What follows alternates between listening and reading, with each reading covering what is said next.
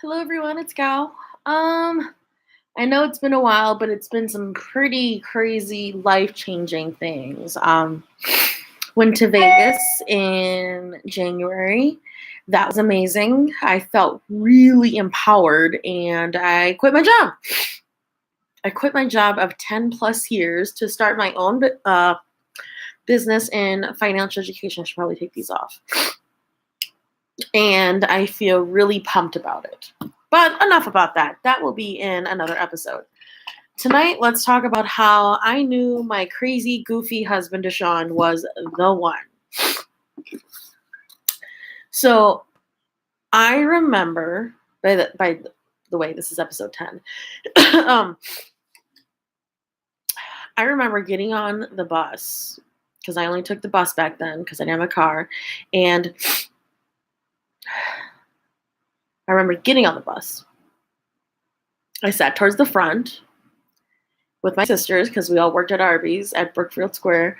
And all I could hear is this one guy in his voice. And he's just talking really loud and just laughing and stuff. And I'm just like, I don't even know whose voice that is. But that probably is the guy I'm going to marry. Sure enough, that's who he was. So I had finally, told Jeremy, because now we're using his name. We don't care about calling him Matt anymore. I was finally starting to draw boundaries with Jeremy and telling him, you have to do your own thing. I have to do my own thing. And we can't, you can't hold me like that anymore. You're suffocating me. And I was talking to Deshaun about it because Deshaun asked me for my number. And I was like, no, you can't have my number. I have a boyfriend. And he's like, you can have friends though. And I was like, you know what? You're damn right. I can have friends. I'm an independent woman. Give me that damn number. You know what? Here's my number. And he befriended me and he became my best friend within a couple weeks, because he was working the angle. He was my friend. Best decision he ever made because, hello, I'm a catch. No, I'm kidding. But, slowly, Deshaun was showing me that all the things that I feared were never real. Every single time I said I was going to break up with Jeremy, he would go, if you do that, I'm going to kill myself. And my cousin Gal was like, hey, so how are you and Jeremy doing? And I told her, you know what? I think we're going to break up. I think I'm going to break up with him. And she's like, yeah, right. You always say that. And one day I finally had the courage to do it. And it was exhilarating and amazing and so, I don't even know how to say this. What's the word I'm looking for? Exonerating? Maybe that's not it, but something along those terms. Liberated. That's the word. Liberated. And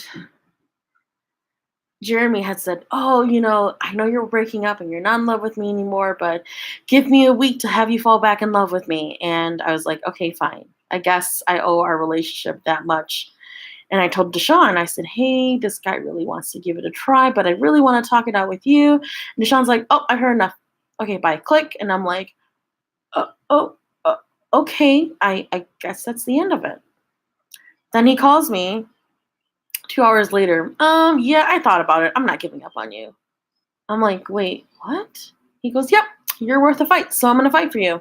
So you can tell that dude that it doesn't matter. I'm going to win you. And I never felt so treasured in my life. Like, he really liked me for me. And it was amazing. So after a week of smothering me, I told Jeremy I couldn't do it anymore. I couldn't. He's like, well, you know what? That's fine, because I'm going to come to your house tonight. I'm going to talk to you. And I said, you know what? Come to my house tonight. I'm not going to be there. Bye. well, if you don't go home, your dad's gonna kick you out. And I said, you know what? Living on the streets is better than being with you. So I hung up the phone and he kept calling and he kept calling and he kept calling. And I just kept ignoring. And then I went to Deshaun and I'm like, hey, I know that you said that if I ever needed a place to stay, I could just call. And he goes, no, that's fine. And here I am yibber yabbering because I'm a woman. Blah, blah, blah. And this is the reason. He's like, I don't need all the explanations. It's okay. It's okay. Stop talking. I said, yes, you can come over. And it's funny because, almost 12 years later, he and I talk about that night all the time. And he's like, I didn't really think you were going to come over because I live with my mom.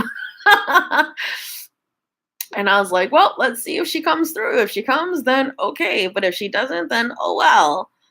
And at the end of the shift, there I was. And he was just amazed. So, we spent the night together talking a bunch of adult stuff. And that was when it got into my head that I had to leave Jeremy. So we were, he was at my dad's house. We were in my dad's basement. And we were talking. And then, he was talking to me. And I just didn't hear it anymore. It started to sound like Charlie Brown. Wah, wah, wah, wah, wah, wah, wah. And I couldn't stand it anymore. And I'm like, you know what? I can't do this anymore. I can't. You're suffocating me. There's no room. I can't do this. And he's just like, wait, but you said you would give me a month. Oh, it was a month. It was a month to fall in love. And I couldn't even do it. I couldn't even last the week. And I was just like, can't do this. Get out. So he and I get into this fighting match where we're wrestling and punching. And then he picks up a hammer and he goes, if you don't stay with me, I'm going to kill myself in your dad's basement. So then I'm punching him and he's pushing me. And then I'm trying to wrestle the hammer out of his hand. And I finally do it. And then I said, you know what? My dad's a spiritualist. If you're going to go kill yourselves, go kill yourself in the alley. Because the alley is public property. And if you die in my dad's house, you're going to haunt him to his dying day. I'm not about to have that. Go over there in the alley. Get. So I grabbed all his shit. I gave him his PS3 because he let me borrow it because he was trying to be nice. And I shoved him out of my dad's house and I said, get the fuck out of here. I'm done with you. I'm not in love with you anymore. We are done. We're broken up. And oh my Lord, it was like a load was lifted off my shoulder. And I talked to Deshaun that night and I was like, okay, but now I don't know what to do because this dude's crazy and he's going to keep stalking me and all that stuff. And Deshaun said, you can just move in with me. That's fine. So then I moved in with him in a foreclosed house that his mom moved out of. And we're living in there. There's no stove and there's no fridge and there's barely any furniture. And the only thing that's in the house is literally his bed, his computer, the boy's bed, and then a couch. Actually, I don't even think there was a couch. And I moved in there, and we were so dirt poor. We didn't have a bank account. I was making $6.25 an hour. He was making $6.25 an hour. He was paying child support for 3 kids. And what we did was to survive was we ate at the restaurant because we worked at the restaurant. I worked at Arby's. He worked at Taco Bell. We would get food from the food court. So, Sparrows and all that stuff. We'd trade food and we would keep our food cold by putting it out in the snow because, that's the snow and it keeps everything cold. So that's what we did. That's how we survived for months. And then we had to get out. So in the midst of learning to be each other's significant other, we were robbed. One of the people who Deshaun was hanging out with, he thought that was his friend. And he came in while I was sleeping one day and he knew exactly where the money was, grabbed the money and left. So that was kind of like, okay, well, all right, shame on me for letting you know, but now we're going to go.